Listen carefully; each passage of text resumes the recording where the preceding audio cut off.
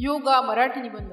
योग चित्तवृत्ती निरोधन. पतंजलींनी दिलेली योगाची ही व्याख्या त्यांच्या सातत्यतेचे दर्शन घडवते. योग ही केवळ काही शारीरिक आसनांची क्रिया नसून तर एक संलग्न जीवनशैली, एक उत्कृष्ट तत्वज्ञान आणि शरीर, मन आणि आत्मा यांच्यातील सुंदर समन्वय साधण्याचे शस्त्र आहे. भारतीय ऋषीमुनींनी शोधलेले हे अमूल्य तपस्येचे तंत्रज्ञान आज संपूर्ण विश्वाला आरोग्य, शांती आणि समाधानाचा मार्ग दाखवत आहे. योगाची मुळे प्राचीन भारतातील सिंधू संस्कृतीपर्यंत जातात. वैदिक ऋषी, विशेषतः पतंजलींनी इसवी सन पूर्व 2री शतके त्यांच्या योगसूत्रात योगाचे स्पष्टीकरण आणि 8 अंगात विभाजन केले. योगा संस्कृत धातू युज पासून आला, ज्याचा अर्थ जोडणे, एकत्र करणे होय. तो व्यक्तीचे व्यक्तिगत चैतन्य, आत्मा, विश्वचैतन्याशी, परमात्मा जोडण्याची, तसेच शरीर, मन आणि भावना यांच्यात समरसता निर्माण करण्याची प्रक्रिया आहे. अहिंसा, सत्य, असत्य, ब्रह्मचर्य, अपरिग्रह या सामाजिक कर्तव्याचे पालन,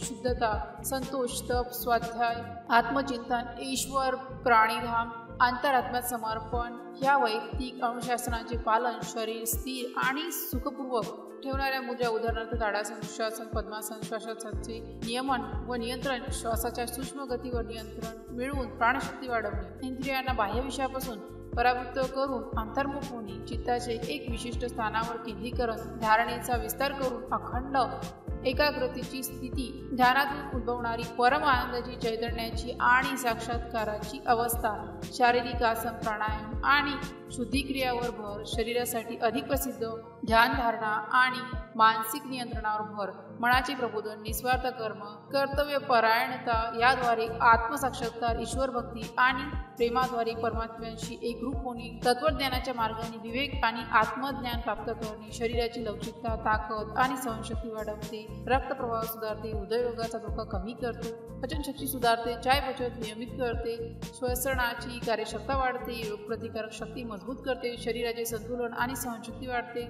वेदना खास करून पाठदुखी, मानदुखी कमी करते, तणाव, चिंता, नैराश्य कमी करते, मन शांत, स्थिर आणि एकाग्र करते, आत्मविश्वास आणि आत्मसन्मान वाढवते, भावनिक समतोल राखण्यास मदत करते, झोपेची गुणवत्ता सुधारते, स्मरणशक्ती आणि एकाग्रता वाढवते, सर्जनशीलता आणि सकारात्मकता वाढवते, स्वतःच्या अंतरंगाशी संपर्क प्रस्थापित करते, आत्मजागृती आणि आत्मसाक्षात्काराचा मार्ग मोकळा करते, जीवनाचा अर्थ आणि उद्देश समजण्यास मदत करते, विश्वाची एकात्मतेची भावना निर्माण करते, आंतरिक शांती आणि समाधान प्राप्त होते. आजच्या वेगवान प्रतिस्पर्धा आणि तणावग्रस्त जीवनशैलीत योगाची गरज अधिकच वाढली आहे. संपूर्ण दिवस डिजिटल स्क्रीनकडे पाहणे, अनियमित खाणे-पिणे, कामाचा दबाव यामुळे होणारी शारीरिक आणि मानसिक समस्या योगाद्वारे सहज नियंत्रित करता येतात. योग आपल्याला आधुनिकतेच्या भरधाव जगातही शांत, केंद्रित आणि संतुलित राहण्याची कला शिकवते. जागतिक स्तरावर 21 जून हा आंतरराष्ट्रीय योग दिन म्हणून साजरा करणे हे याचे एक सुंदर उदाहरण आहे. योग हा केवळ